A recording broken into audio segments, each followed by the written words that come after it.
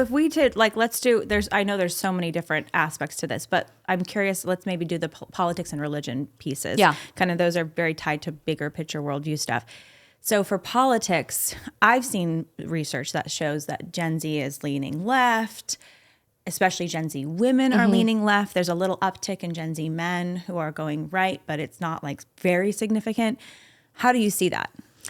Politically, we have no reason to have anything but hope for Gen Z. And I think a lot of that stems from what we were just talking about, those cultural decisions that are very conservative, even though we wouldn't necessarily label them as such. But maybe even more importantly, because of our shift in religious attitudes and values that drives more political engagement than anything we've ever seen in American history.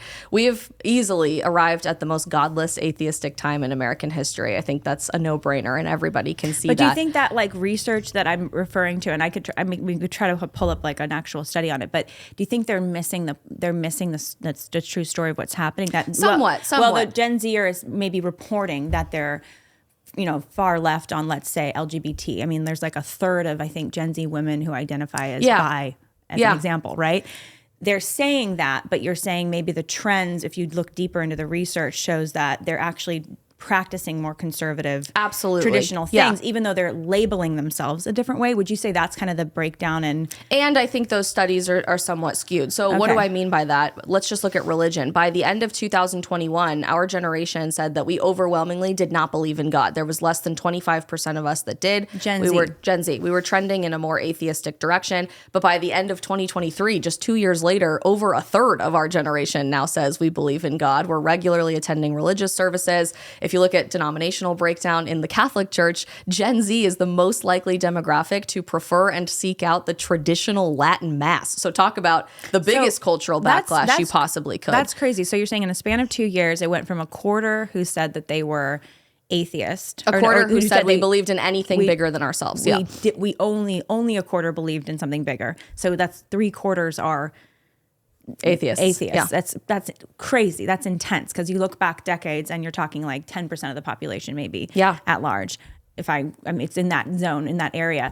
And now you're saying it's a third, so that number has gone up. What is that? Let's do our, you're the hard math science is background. not my favorite thing in the world. What is that? 7-8% have gone up. It's gone up 7-8% in just 2 years. Which is millions of people, if you really, I mean, that's crazy just to think about. And so that's also manifesting politically. What do I mean by that? If you look at 17-year-old boys today, seniors in high school, a recent study just came out that found they are the most politically conservative, with a capital C, than they have been in 50 years. Well over 70% of 17-year-old boys in America today are politically very right-wing, which is insane. No one saw that coming in any way, shape, or form, especially as we've attacked masculinity in society for so long. But it's necessitated this renaissance of strong men in society. It's that diagram we always talk about, right? Weak times create strong men, and then the cycle just continues to repeat. Women, you're right, do tend to be trending more to the left right now in most of the polling that we're seeing. But I wonder how much of that is actually representative of our entire generation, or if they're just capturing current voters rather than the entire spectrum of Gen Z, most of whom are still teenagers and have yet to vote. That cultural pendulum shift for young women towards marriage, towards neglecting big pharma and saying we don't want anything to do with you anymore, towards eating real food, towards religion. These are radically conservative lifestyle choices that, of course, as we know, because politics is downstream from culture, is going to impact our political views as well. I think it's just taking a little bit longer to catch up for young women than it is for young men, because that assault on masculinity started so much earlier than today's all-out affront on womanhood. I mean, you can't even call yourself a woman today. You're a birthing person, or a person who menstruates, or a chest feeder, which is ridiculous. Sounds like what you're describing about these high school boys, which is incredible. You're saying 70% of them are actually identifying as conservative, or more. Or do they say they're conservative, or they self-identify themselves as politically conservative, very conservative. That's incredible. And so that is maybe the backlash to the rejection that's been going on for decades now of masculinity. And so the new rebellion is, well, I want to be a good, strong man. Yeah. As opposed to, I want to be, blue-haired. I'm not to say you can't ever dye your hair blue, but I want to be just kind of beta, as they say, beta male or whatever. But for women, you're saying, it sounds like your theory, which I like it. It's saying that women, yes, they seem to be far left here increasingly. Even the trend is not good even among Gen Z women. But these things, yo-yo. There's going to be a backlash to that because you go too far one extreme and all of a sudden people want to reject that, rebel against the extreme that they've been handed. Truly, that's so you think exactly that's going to be the trend in the next few years? Is Absolutely. And it tracks that. with all of human history, right? Every group of young people wants to rebel against who came before them. And you can only push so far before people eventually just snap and break. The attack that we're seeing on young women today is unlike anything the world has ever seen. It's certainly more extreme than just calling everything masculine toxic and all men are evil, rah, rah, rah, go feminism.